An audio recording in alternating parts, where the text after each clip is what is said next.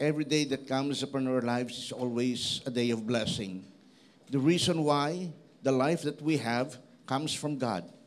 And every minute and every second, even the beating of the heart ng bawat isa sa atin, we always give thanks to God. Kasi may dahilan bakit buhay tayo ngayon. Amen. Every day in our lives, there's always a reason. And there's always a reason for living. And there's always a purpose of living. Kaya kung ipinanganak ka sa kapanahunang ito, salamat sa Lord. Salamat sa Panginoon. Today, pangalawang Sunday na, I think, second Sunday na po. Okay, patungkol po sa tema po natin na accurate faith. Pagtatama o tamang pananampalataya.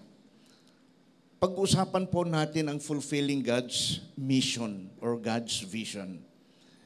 The day God created man and the day ang tao ay nagkasala, mayroong mission. The mission ng Panginoon is to get back what the devil had got from him. Nung tao nagkasala, nalayo ang tao sa Diyos at inangkin ito ng dyablo.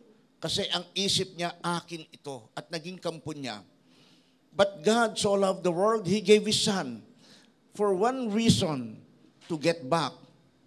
Okay. Upang muling ibalik, upang muling kunin ang kanyang pag-aari. Nilalang ang impyerno hindi para sa tao, kundi para sa dyablo at para po sa kanyang kampon. Pero maaring mapasama ang tao kasi merong daan tungo sa kapahamakan at meron namang daan tungo po sa buhay na walang hanggan. Buksan po natin ang ating banal na kasulatan sa aklat po ng Jonas o Jonah. Okay, chapter 1 verses 1 and 2. The word of the Lord came to Jonah, son of Amittai. Go to the great city of Nineveh and preach against it, because its wickedness has come up before me. Ang sabi ng Lord kay Jonah, pumunta ka doon sa napakadakilang bayan ng Nineveh. Alam niyo po, ang Nineveh, bahagi po siya ng Iraq. Okay, napalibutan po ito ng isang napakalaking city rin na Mogul, kung tawagin, Mogus, okay, Mogus. At itong city po ng Nineveh, sa kapanahunan pong iyon, ito po ang largest city of the world on the time. At yung mga tao pong nabuhay po dito ay dahil po sa liberal o dahil po sa sila ay malayang gawin kung anuman yung gusto nila, ayaw ni Jonah na puntahan. Because the people into this place were practicing lahat po ng mga bagay na ito po ay ayaw ni Lord. These people were so cruel, pumapatay, nananakit, at nagsasamantala. Ayaw ni Jonah kasi nga ito yung mga taong ito. But then because God loved these people and God's mission is to get back what Satan have got from him, ay kailangan po niyang gumawa ng action. And one day, God spoke to Jonah to go back into that place for one reason, for one purpose, para muling kunin ng Diyos ang kanya sa isang paraan to tell the good news, to proclaim the good news of salvation. Kaya ang sabi ni Lord, talamak na yung kanilang kasamaan. Sukdulan na ang kanilang kasamaan. And you know what? Kahit tayo na palayo sa Diyos, talamak ang ating pagkakasala, hindi tinignan ni Lord kung ano ang dami ng kasalanan. Ang tinignan ng Panginoon, pagmamahal. Mahal ka niya eh. Kahit minsan tutuldukan natin yung mga taong gumawa sa atin ng kasalanan na parang patatawarin ko pero hindi na pwedeng bumalik yung dati. Yung mga taong gumawa sa akin ng kasalanan, pwede kong patawarin pero ayoko nang makita. But then God, hindi siya ganon. When God forgives, wala pong tinatawag na condition. When God loves, there was no condition. He simply loves you because He loves you. And nothing you can do to make God love you more. And nothing that you can do to make God love you less. Wala ka nang ibang gawin para lalo kang mahalin ni Lord. At wala ka nang ibang gawin para hindi ka mahalin ni Lord. Isa lang. Mahal ka ng Diyos. Amen. And this is the feeling of God to these people Nineveh. Although these people were so cruel, talagang sila po ay mabagsik ng mga tao, Pero mahal sila ni Lord. At napansin ko, yung salitang discipleship and evangelism was not only happen in the New Testament, but then even in the Old Testament, meron na pong discipleship and evangelism. When God spoke to Jonah, go into that place and preach my good news and preach my word, man, that is evangelism. And in the days of Moses and Joshua, there is the word discipleship. Kaya si Lord hindi nagbabago noon, ngayon, magpakailanman. What is going to do today, it has been done in the past. Yung discipleship, nangyari na noon. Ngayon lang nababanggit yung salitang discipleship, pero sa Old Testament, ano ang tawag po natin sa tandem ng Moses at Joshua? Sa tandem ng Elijah at saka ng Elisha. Those were discipleship. And there is the evangelism. Pag-evangelize na ng salita ng Lord. So man, fulfilling God's vision and mission is a step of faith. And this step of faith is to respond on God's command. Jonah ayaw niya. Lord, pwede ba? Huwag na lang sila. Kasi nakaka-intimidate eh. Kinakabahan ako pag kinakausap ko sila. Kasi lalo na sila, angat ang buhay. Ako hindi. Lalo na sila, mga grupo ng professional. Ako hindi. But then when God called you, He called you because He called you. Tinawag ka ng Diyos sapagkat tinawag ka ng Diyos. May qualification ba? Wala. Sinabi ba ng Diyos na tinawag kita kasi hindi ka aral? Tinawag kita kasi ikaw ang pinakamatalino? It's not. He simply chose you because He loves you. And when God chose you, sumunod ka lang. Sumunod ka lang. So, sabi ni Lord sa verse 1, go and preach.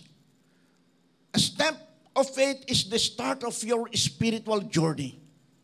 Kapag nagpagamit ka sa Lord, yun na po yung simula ng tinatawag na spiritual journey of being called by God and to do the task, to comply unto God's calling. And when God calls you, sumunod ka lang. So it even requires dependency on God. Yung step of faith, nangangailangan po ito ng pagdepende sa Diyos. Hindi ka magdidepende sa kung anong meron ka. Hindi ka magdidepende sa kung sino ka. Magdepende ka sa Diyos. Sa Diyos at sa Kanyang salita. Kaya ang salitang pananampalataya, ang daling bigkasin, pero minsan mahirap isagawa. Kasi faith nga eh. Nang ibig sabihin ng faith, hindi mo nakikita, pero ito ay nilalakaran mo. Kasi kapag nakita mo na, hindi na yun faith.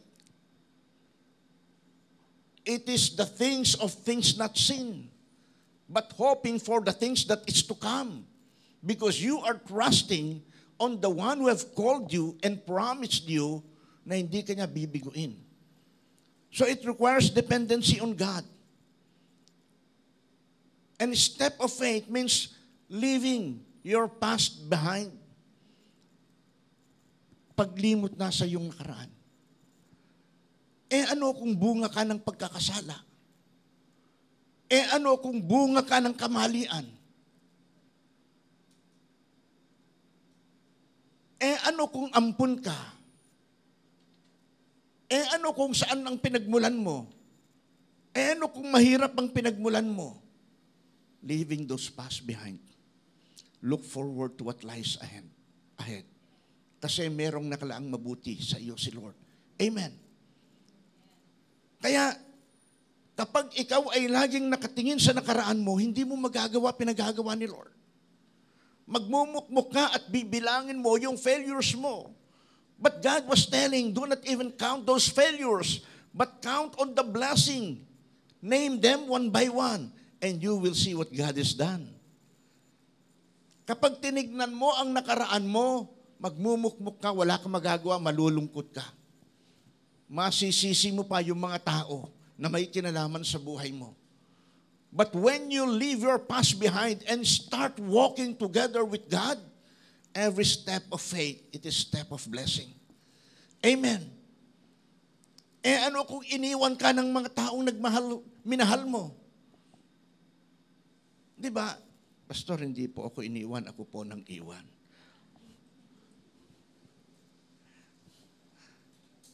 Sunod lang sa Lord. Amen. Amen.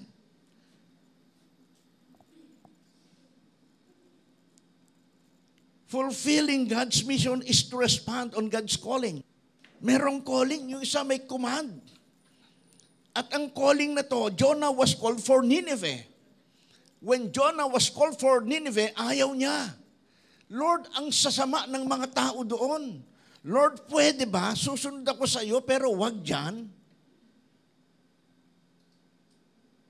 Baka siguro tinanong pa ni Lord, Jonah, bakit ayaw mo sa Nineveh? May kilitiyak ko dyan, wag dyan. And it seems that we are more intelligent or bright sa Panginoon kasi we want to dictate God kung ano ang gusto nating gawin ng Diyos sa atin.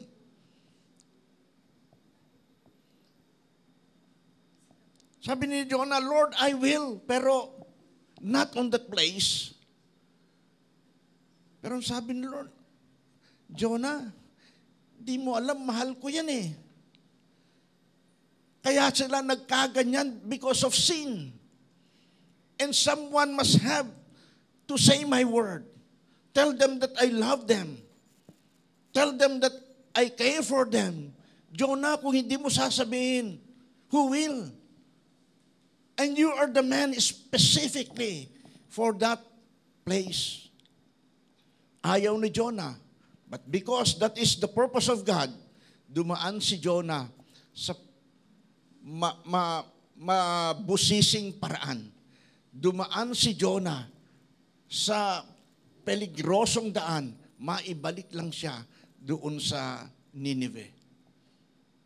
And even doon sa ganung bagay, pinaramdam pa rin ni Diyos sa kanya yung bunga ng katigasan ng kanyang ulo.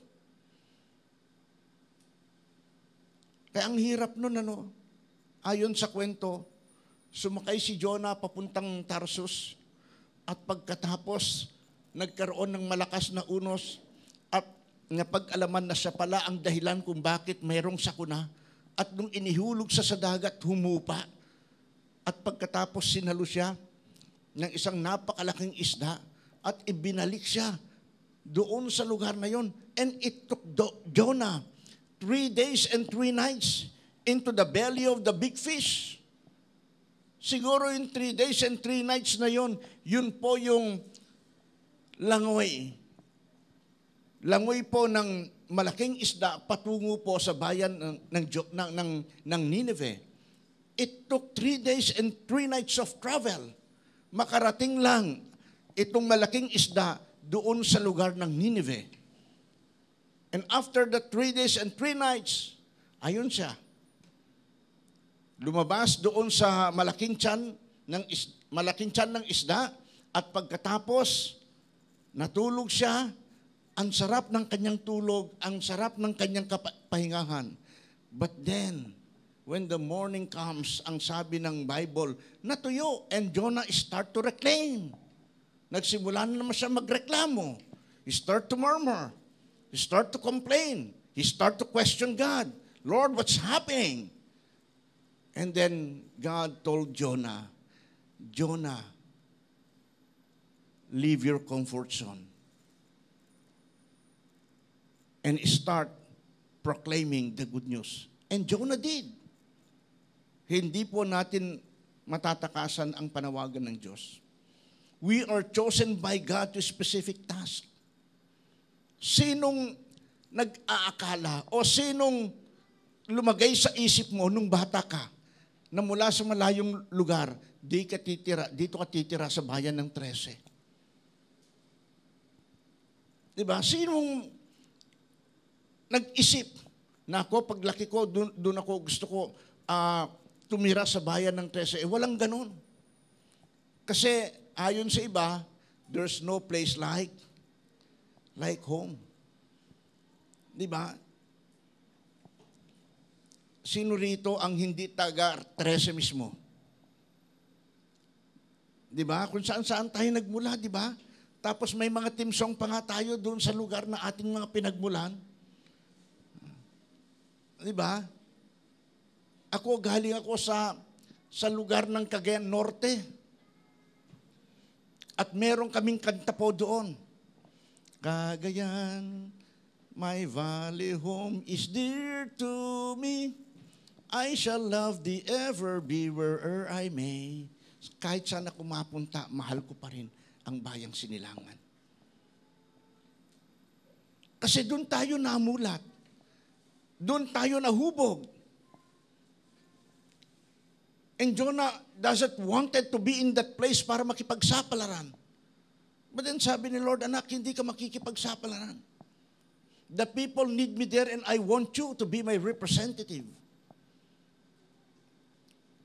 Bawat isa po sa atin representative ni Lord. Amen. Because we come together as one and proclaiming the word of the Lord Jesus Christ. So we are called for a purpose. Tinawag ka sa isang layunin. May layunin si Lord why we are here into this place. God have united us into this place. God have placed us into this place kasi may layunin si Lord. Tinawag tayo ng Diyos, hindi pahirapan sa lugar na ito. Kahit nakaranas ka ng hirap, those were a step to maturity and blessing. Amen. Napakaganda po ng bulaklak na rosas. Pero alam nyo, kung walang tinik, hindi ho yan magkakabulaklak ng rosas. Dahil wala pa hong rosas na walang tinik. Kapag yan ay tumubo na walang tinik, hindi yan rosas. Pero alam niyo ho, ang nagpapabunot, nagpapaganda doon sa bulaklak, yung tinik. So yun nangyayari sa buhay mo, mga tinik yan na pampaganda sa future mo. Yung mga hirap na dinadanas mo, those were ingredients for your good future and for your bright destiny. Yung mga nangyayari, tagal-tagal naman nito, wala pang dumarating boyfriend. Kung kani-kanino lang ako pupuntang seminar, magkaroon lang ng ano. Those were steps. Di ba? Mga step lang yan. Kung nahirapan ka ngayon, those were steps for your bright future. Pastor, ang sama nang nangyari sa aking nakaraan. Those were steps. Those were part sa good future mo. But if you remain on those failures and let those failures continuously conquer your mind and your heart, man, it would be, yan po ay hindi na po temporary. Yan na po ay finale. Hindi ibig sabihin na buhay ka sa ngayon, nahirap ka, wala ka ng pag-asa sa inaharap. Just fulfill God's mission, and when you do it, bahala na si Lord sa iyong kinabukasan at pang-araw-araw. So we are commanded to do and to fulfill our duty. And what is our duty? It is discipleship and evangelism. But man, it would always take faith. Dito po, sa ginawa ni Jonah, dito po ay tinignan yung kanyang pananampalataya. If it is accurately loving God. Sa puso ni Jonah, mahal naman niya si Lord eh. Minsan sa isip niya, Lord, ayoko dun eh. Pero sa puso niya, Lord, I will follow you. Sa isip niya, wag nga lang doon. Di ba may time na ganun? Love ko naman si Lord eh. Pero ang sabi kasi ni ganito eh. Love ko naman si Lord, gusto kong sumunod. Pero ang sabi kasi ni teacher eh, pumasok ako ng Sunday. Lord, love naman kita eh. Kaso, paano ang double pay? Di ba? So, magkaaway ang isip at puso. And this happened to Jonah. Lord, I love you and I'm willing to obey and I'm willing to follow. But then, Lord, what? Not on that place. Not this time, Lord. Some other day na lang. Pero hindi po pwedeng ikaw masunod eh. Kasi si Lord may timetable sa lahat ng bagay. Do you believe that? Si Lord may tamang panahon eh. Kasi maaring mangarap ka. Ilang taon na lang, kahit maghiwalay tayo. Pero masosolo mo rin ako at masosolo kita after those years. Pero hindi natin hawak ang buhay. Sabi ng Bible, what we can do today, do it now. And do not boast about tomorrow, for we do not know what the day may bring forth. Huwag mong ipagmalaki ang susunod na araw. Baka hindi mo na abutin yon. Kaya nga sabi ng kanta, we have to live one day at a time. Di ba? Kung nabuhay ka ngayon, salamat. And the things that I could do na maganda, gawin ko na ngayon. Kasi baka hindi ko na abutin ng bukas. Kung dumating ang araw ng bukas sa buhay mo, thank God. Pero hindi natin maipapangako ang sumunod ng mga araw. Because we don't even know what comes next. Sino nag-expect ng pandemic? Wala. Pero isang araw biglang, March 20, 2020, binaba, wala nang lalabas sa bahay. Ang lumabas sa bahay, huhulihin. May ilang mga babae, lumabas po ng bahay. Nagkwentuhan sa labas. Dumating ang drone, kita sila. Ayun, hinuhuli ng pulis. Tumakbo rito. Nagulat na lang kami. Yung iba, nagtakbuhan sa taas. Sabi ko, ano yun? May pulis po. Bakit? Anong nangyari? Madadamay pa tayo. Bawal nga ang magtipon-tipon dito, magkwentuhan tayo. Tapos nandito tayo. Tanong sa katabi mo, ikaw ba yun? Baka may aamin. Di ba? Sabi ko doon sa, baba kayo dyan, baba, harapin nyo yung pulis. Humingi sila ng sorry. Pinayuhan lang naman sila, mag-face mask kayo. Di ba? Yung iba naman, alas 10 na nga ang curfew, abay lumabas pa. 4 na kabataan dito, hinuli ng pulis. Natulog doon sa estasyon, sa labas. Kinabukasan, nagpunta sa bahay. Hinatid kasi ng barangay. Sabi ko, bakit? Hinuli po kami ng pulis. Bakit? Lumabas po kami, kumain, alas 10 pasado. Tapos dumaan po yung mobile patrol. Kilala po namin kasi, pastor, yung mga pulis na yun ang tinuturuan mo dito sa church. Kami yung nagbibigay sa kanila ng pagkain, ng kape at saka ng mga kakanin. Kilala namin sila, akala namin, ihatid kami dito. Yung pala, dinala kami doon sa ano. Pero sabi ko, gusto nilang tumawag. Pero sabi ko, alam mo, kung tumawag kayo, sasabihin ko sa pulis, huwag nyo lang ikulong, pusasan nyo na. Ang tigas ng ulo eh. Di ba? So, kita nyo nangyari kay Jonah. May dahilan ba si Jonah para tumakas? Ang dami niyang dahilan. Unang dahilan niya, baka kung anong gawin sa akin. Pangalawa, Panginoon, wala sa puso ko. Pangatlo, hindi sila tumatama sa standard na gusto ko. But then Jonah loves them. Sumunod na araw, punta rito yung mga pulis. Kasi nagtuturo ko sa kanila. Sabi ko, doon sa mga pulis, mayroon ba kayong hinuling 4 na kabataan? Ang sabi niyong pinakahid nila, opo, pastor, alam namin taga rito yun. Alam namin taga rito yun. Okay. So sabi ko, tama ang ginawa ninyo. Tama ang ginawa ninyo. Dapat nga, hindi lang isang gabi. Dapat ginawa nyo kahit 1 week, nang walang kain, para na-train sila mag-fasting. So, to step in fulfilling God's vision, you need to sacrifice on your personal agenda. Di ba may mga pangarap tayo? Di ba mayroon tayong mga gustong marating sa buhay? Na kahit ang simulan natin ito. May isang kabataan, hindi pala kabataan. Isa pong nanay, iniwan po ang kanyang pamilya at naging kasambahay po doon po sa kababayan po niya. Pero naabot po siya ng kanyang kababayan din sa ibang lugar. So in short, mula doon sa malayong lugar, at ako nakarating doon sa lugar ng malayong lugar din, at nakilala ko itong, kasi church po natin sa Abu Dhabi, so sinabi na mayroon po akong kababayan at malapit lang ang bahay nila sa amin sa lugar na yon. Pastor, gusto ko po maalagaan. So medyo malayo, in short, nagpunta po rito. Pero lugar pa rin ng Cavite.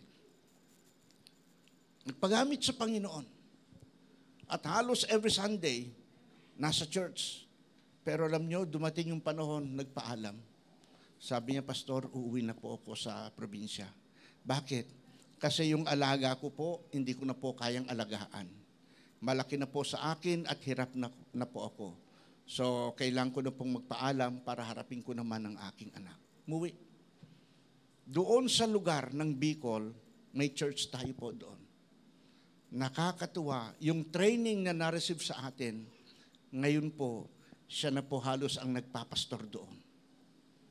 Kasambahay na ginamit ni Lord. Kaya don't even try to think and to look on what you are now. Kasambahay ka, hindi ka nakapagtapos, pagkatapos malayo ka sa mahal mo sa buhay, those were steps of faith para marating mo yung destinasyon na para sa iyo, na itinakda ng Diyos para sa iyo. Ngayon, nung nakaraang April, full-blooded, tinawag ang mga pastor. Kasama rin siya nandun, isang babae, nandun din siya. Yung dito nga halos hindi makapagpatotoo. Dito nga halos ayaw tumayo sa unahan. But then God used her doon sa lugar. Bakit? Kasi alam niyo kung saan ka naroon, bahagi yan ng training ng buhay mo. Ang kailangan mo, Lord, litong-lito ako, hindi ko nga alam kung anong mangyayari. But then, because I love you, then I will. Nandun kami kahapon, maagang-maaga kami alis sa bahay. Papunta po kami sa Navotas, Bulacan para magturo po sa Bible School. May mga ilang estudyante. Hindi po muna ako makakarating sa school po natin kasi po namamaga po ang tuhod ko, hindi ako makalakad. Sabi ko, ang taong ito, hindi niya alam pinagsasabi niya. Kasi ako, paika-ika rin ako ng araw na yan. Dahil masakit din ang paa ko, but I have to. Sumunod lang ako. Paika-ika ako. Tapos ngayon, tuwid na lakad ko. Sumunod ka lang, may gagawing mabuti si Lord. Amen. Hoy, amen. Forgetting the former things and focus what lies ahead. Di ba? Yung nakaraan, tapos na yun. Mag-isip ka naman ng mas maganda. Kasi baka pwedeng mangyari sa kasalukuyan. Kasi mahal ka ni Lord. Amen. Planuhin mo naman maganda sa buhay mo. Kasi mayroong Diyos, Diyos ng katuparan. Pag mananampalataya ka, hindi ka mahihindian ni Lord. Ang sasabihin ni Lord, hey, yung mga nangyayaring negatibo sa iyo, lahat yan ay bahagi ng paglalakbay mo. Kasi tignan nyo, nung araw, ang tao naglalakad, wala hong tsinelas. Di ba? Pero lakad lang sila. Isang araw, nag-isip yung tao na sana may paraan para hindi na ako masaktan o makapaglakad ng mahaba. Na-discover ang tsinelas. Hanggang sa na-discover ang sapatos. Hanggang sa na-discover ang sasakyan. Kasi nga may mga tao na nakita ng Diyos na willing sumunod pero hirap. Pero yun bahagi ng proseso tungo sa tagumpay ng buhay.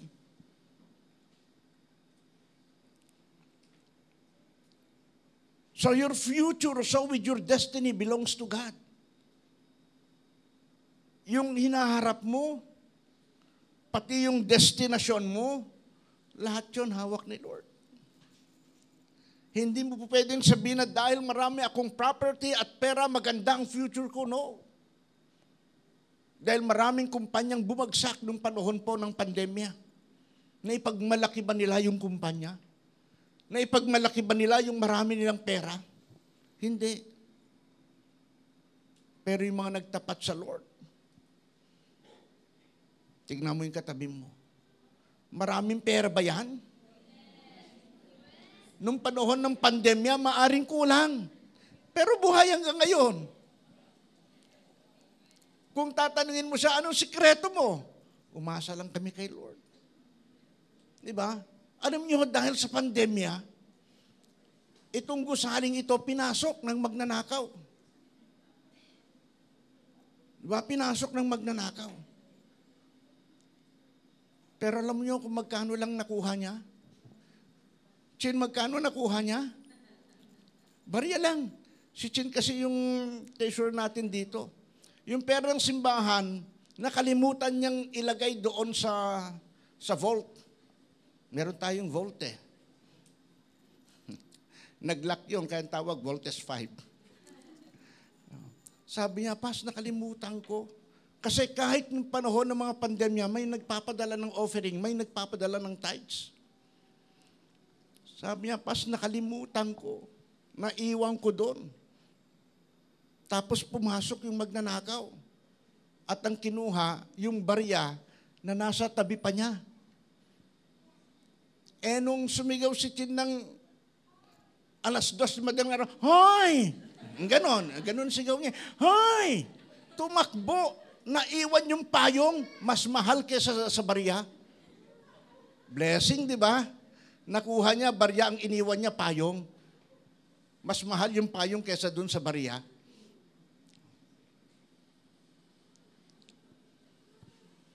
So your future, so with your destiny belongs to God.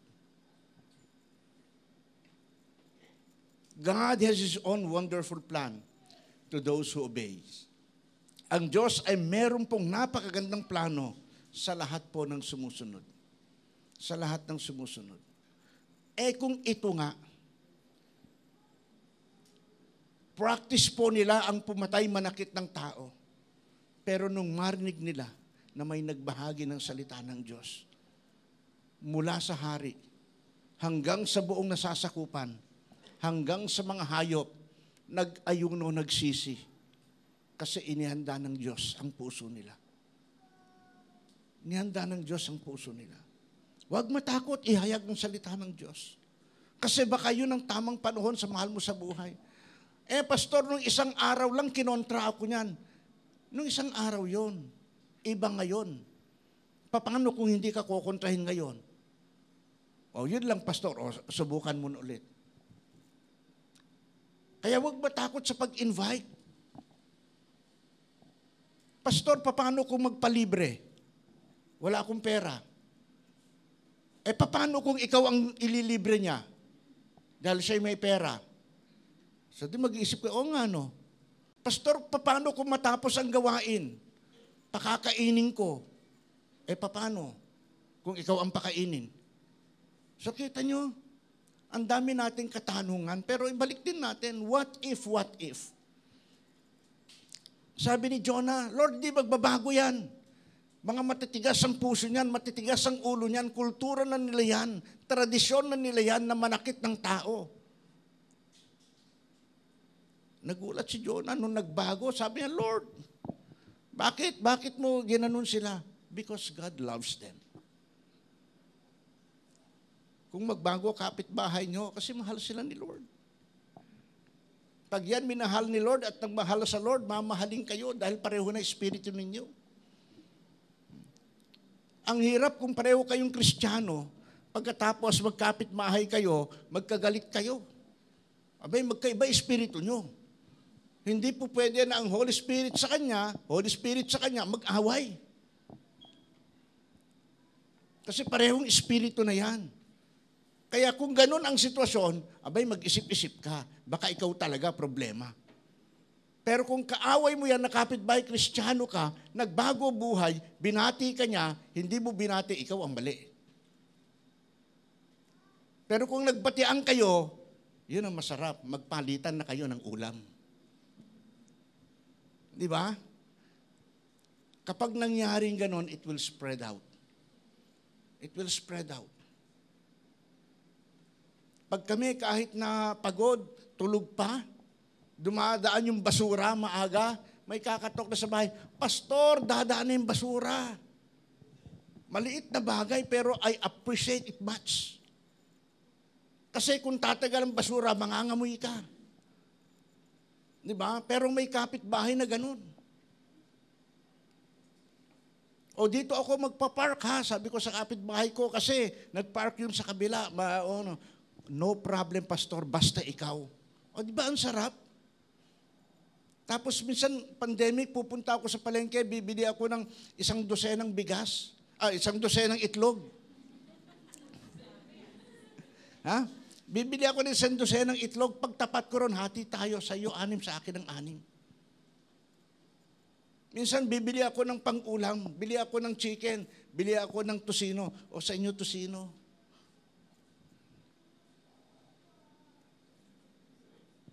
Nagpunta ba rito? Hindi. Pero nakinig ba sa iyo, Pastor? Yes, pag nagsalita ako, nakikinig.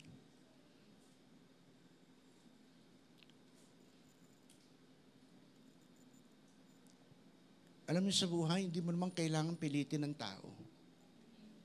Just love them. At kapag naranasan nila yung pagmamahal na yan, na hindi mo man sila mayakap, hindi mo man sila matapik, hindi mo naman sila makausap, ngiti lang. Alam niyo yung pagngiti mo sa kapwa, ministry yan. Ha? Ministry yan. Si Don nandito. Don, pakitaas mo kamay mo. Yan. Nung nakilala ko po ito, hindi sa lugar na to. Doon ko po nakilala yan, malapit sa school. Tinignan kong ganon, ang dami po niyang kaaway.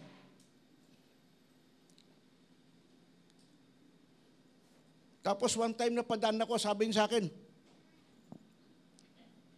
sabi ko, kinukursunada yata ako nito. Pero isang araw nagkakilala kami. Isang araw nagbati kami. Nung ginagawa ito, tumulong. Sabi ko, Don, sabi ko, bibigyan kita pera ha? Tulong ka. Opo. Sabi ko, magkano gusto mo? Piso lang, piso. Ito, 20 pesos. Ayoko, Pastor. Piso lang, piso. Then one time, kailangan po niyang umuwi sa province. Pag uwi doon sa province, sabi ko sa kanya, Don, magpe-pray tayo ha? Opo, pray kami. Sabi ko, anong gusto mo? Sabi niya, gusto ko yung salamin mo. Tanggal ko salamin ko, o ito. Ano pa? Yung t-shirt mo, gusto ko rin. Tanggal ko t-shirt ko, o ito. Nagpabarya ako ng 100 na tigpipiso. Kasi ayaw niya yung papel.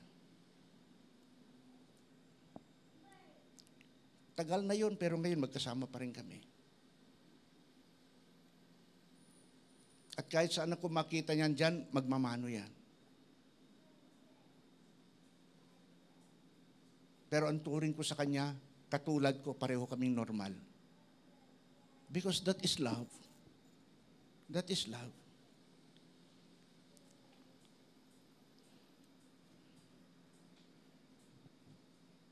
May mga bagay na nangyayari sa buhay na minsan magtatanong tayo. Yung asawa ni LV, si Bong, kumatok yung bahay, madaling araw. Si Honeybee, Pastor, punta po kayo sa bahay, bakit? Ang tatay ko, sinasaniban. Hindi ko alam kung anong gagawin ko. Madaling araw, ako lang mag-isa. Sabi ko kay Pastora, samahan mo ko. Sabi naman ni Pastora, intercede lang kita. Sabi ko, paano na ito? 2 a.m.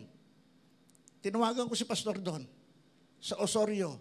Sumagot siya 2 a.m. Punta ka rito, tulungan mo ako. Anong gagawin natin? Basta tulungan mo ako. Dumating siya. Diyan po nakatira dati si LV, hindi pa ho ganyan yung bahay na yan. Sabi ko, Angelim. Sabi ko, Bong, sumagot. Nung pagsagot niya, po, pastor, narinig niya ako. Sabi ko, okay na ito. Hindi ito sinasaniban. Pagpasok ko ng ganun, hindi ko alam, saan ka ba? Pastor, nandito ako, nandun sa Kisame pala. Sabi ko, baba ka dyan. Dala namin sa hospital, we prayed. Kung saan namin tinilang sa mental hospital, nakarating kami, tinanggihan din kami. But then, ang sabi ko na doon sa Chiyam, sa ayaw sa gusto nyo, iiwanan ko to rito. Sabi niya, sige po, pastor, tinanggap. Love ka lang. May time na ayaw mo, pero sumunod ka lang si Lord. Si Jonah, ayaw niya, pero sumunod sa Lord. Ngayon, it is marked on the history that Nineveh have one day came back to God, and God was so blessed because those people whom God loves bumalik sa Panginoon. Sunod lang sa Panginoon. Kahit yung mga taong maalipusta sa iyo, noon yun, huwag kang magsawa kasi baka isang araw biglang bumalik yung mundo at ikaw din ang hanapin. Tuloy ka lang. Tayong lahat ay tumayo. Pag sumunod ka sa Diyos, para doon sa kanyang hangarin at layunin sa buhay, discipleship, at mag-evangelize, ibig sabihin, maghayag ng salita ng Diyos sa tao. Huwag mong titignan yung kanilang sitwasyon sa buhay para huwag kang ma-intimidate. Lagi mong iisipin, love ni Lord ang taong ito. Ibabahagi ko ang salita ng Diyos. Kung ayaw niya, walang nawala sa akin. Hindi ka napahiya, sumunod ka lang sa Lord. Kung tinakwil ka niya, hindi ka napahiya, hindi ikaw ang tinakwil. Pero ibig sabihin nun, huwag kang magsawa. Kung hindi siya ngayon, maaaring yung iba ngayon. At sumunod, pag binalikan mo siya, baka okay na siya.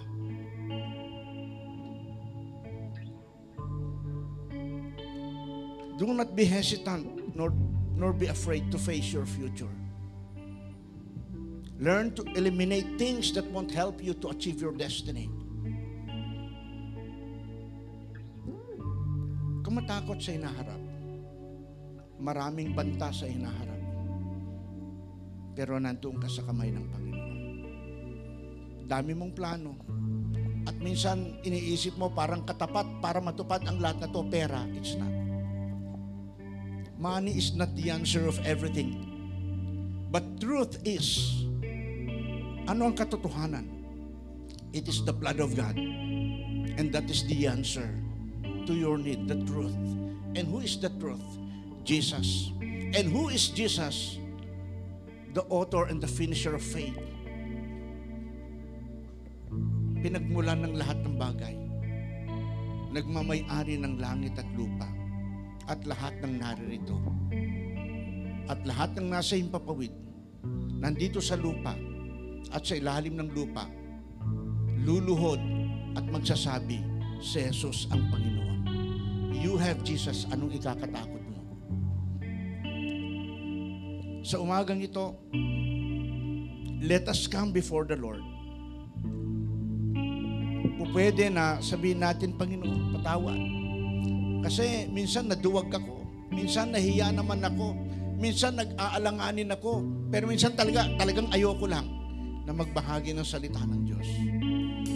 Pero Lord, napag-alaman ko, lahat pala ng tao mahal mo. Kasi lahat yan, nilalang mo. Pero Lord, bigyan mo ako ng lakas ng loob. Bigyan mo ako ng tapang. Bigyan mo ako ng katiyakan na sa tuwing ihayag ko ang iyong salita, pupunuin mo ako ng iyong biyaya at karunungan. If you confess that with your lips, Panginoon, alam mo, hirap lang ako. Nangangamuhan lang ako. Pero gusto kong sumunod eh. Gusto kong ibahagi ang salita mo sa paraan ng kakayanan ko. Kung ang pagbabahagi ko sa paraan ng paglilingkod, let it be, Lord. Let it be. And I want to pray for you. Habang tayo nasa diwan ng panalangin, pwede mong sabihin, Lord, count me in. Panginoon, isama mo na ako na sumunod sa iyo, magbahagi ng iyong salita. Maaring hindi ko pa kaya, Panginoon, pag tinitignan ko ang aking sarili. Pero gusto ko po, Panginoon, sumunod. Gusto kong magbahagi. Kung isa ka doon, I want you to come front and I will pray for you. Tingin ko wala akong kakayanan dahil bago pa lang ako, pero gusto ko magbahagi ng iyong pagmamahal. Sige, lumapit ka muna. And let us pray. Let us pray. Nahiya ako, Panginoon, sa mga kasama ko, pero gusto ko po, Panginoon, magpagamit sa iyo. Come. Come. Maaring hindi mo masabi, pero bilang anak ka ng Diyos, pagsunod sa nakatataas sa iyo, isang paraan ito ng iyong pagsilbi at pangungusap na ginagawa mo ang tungkulin mo, maayos, may katapatan, may pagpapakumbaba, may pagrespeto sa mga nakatataas sa iyo. Dahil kakaiba ka sa lahat ng kanilang empleyado. That thing can be used by God para mangusap sa mga tao na kinikilala mong leader mo. Lord, nandito po, Panginoon, ang bawat isa. Sa trabaho, gawin mo silang modelo. Sa oras, Panginoon, ng pagtatrabaho, patuloy silang magtatrabaho. Pumasok man ang kanilang boss o hindi, makita man sila o hindi, gagawin pa rin nila ng may katapatan. At yung oras na igugugol nila sa pagtrabaho ay oras talaga ng pagtatrabaho. Makita man sila o hindi, sapagkat yon ang katapatan na ikaw, Panginoon, na nakakakita sa amin, pinagmumulan, O Diyos, ng aming promotion. Kahit po, Panginoon, sa mga mag-aaral, magtitiwala pa rin, Panginoon, sa iyo na matutustusan ang kanilang pangangailangan. Mag-aaral sila, Panginoon, ng nararapat at mabuti, maging modelo, halimbawa ng mabuting estudyante. At kahit po, Panginoon, sa mga amo, may karapatan, Panginoon, na sabihin ang kanilang lahat ng gustong sabihin.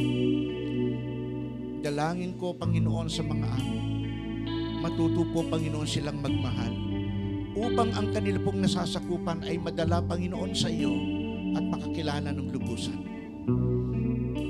At maging po, Panginoon, sa bawat isa rito, mga magulang, Panginoon, sa kanila po, Panginoon, mga anak at asawa po, Panginoon, dalangin ko, maging mabuting nanay, maging mabuting tatay, maging mabuting asawa sa kanilang partner. Kasi yun po ang paraan para kakitaan kami, O Diyos, ng mga bagay na mabuti mula, Panginoon, sa inyo. Lord, I pray sa bawat isang narito, turuan mo kami na magtimpi sa panahon na kami po, Panginoon, nagagalit. Turuan mo kami na magsabi, Panginoon, ng wonderful words na hindi kami nakakasakit. Sa halip po, Panginoon, nakapagsasalita kami ng ikatutuwid ng buhay. At kung kami man pinagsasabihan, Panginoon, wag naming gantihan ng masama. At wag naming gantihan, Panginoon, ng panunumbat. Kasi hindi rin tama, Panginoon, sa inyo ang ganung bagay at ugali. Sa oras na ito, Panginoon, we wanted to be part of those people sharing your word saan man lugar. Lord, para magawa namin yon, dalangin ko, O Diyos, ang kagalingan mula ulo hanggang talampakan. Na yung magpapagamit sa iyo, Panginoon, pagalingin mo po, Panginoon, sila. Kung mayroong karamdaman, Panginoon, sa ulo, gumaling ito. May karamdaman, Panginoon, sa pangangatawan. At maging sa kalooban, Panginoon, ng pangangatawan, dumalo yung espiritu ng kagalingan. At maging po, Panginoon, ulo hanggang talampakan. Idaloy niyo po, Panginoon, ng kagalingan. Gagaling sila, Panginoon, hindi para guminhawa. Gagaling sila, pagagalingin mo sila para maglingkod, Panginoon, sa iyo. At bawat isa po, Panginoon, sa amin, wala kaming pwedeng ipagmalaki, kundi ang meron kaming Kristo na siyang tumawag sa amin, na siya pong nagbigay sa amin ng kapahintulot at kapangyarihan na ibahagi ang salita ng Diyos at maligtas ang tao sa pamamagitan ni Kristo. Muli po, Panginoon, salamat sa biyaya at sa kagalingan. Salamat sa promotion, salamat sa iyong salita na humamon sa amin upang magpatuloy sa buhay nito. Pagpalain mo po, Panginoon, muli ang bawat isa sa pangalan ni Jesus.